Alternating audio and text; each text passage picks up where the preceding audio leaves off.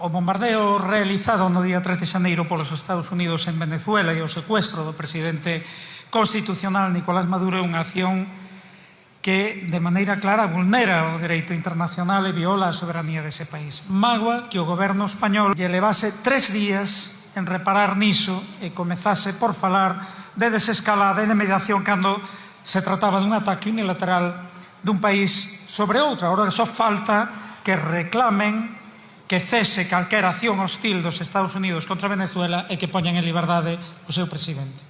É unha actuación, en todo caso, que responde exclusivamente aos intereses económicos, xeopolíticos e estratégicos dos Estados Unidos, que tenta a toda custa conter o seu declive inevitable, especialmente a evidente perda de hexemonía e exclusividade do dólar como moeda dos intercambios económicos internacionais. Iso resulta máis que patética a posición seguidista da dereita e da ultradereita española. Prefiren ambos ser lambebotas do imperialismo norteamericano, felices no seu papel de servos do señor Escuro, mesmo que iso os deixe con cara de parvos absoluta cando Trump recoñece que Corina Machado non ten ningún apoio en Venezuela, porque claro, o Sauron da vida non acostuman a agradecer o servilismo de quen se comporta como escravo. Desde unha posición non xa de esquerda, sino de mínima dignidade, hai que parar Trump e o imperialismo norteamericano, e a mellor maneira de facelo é sair da OTAN e fechar as bases. E se o señor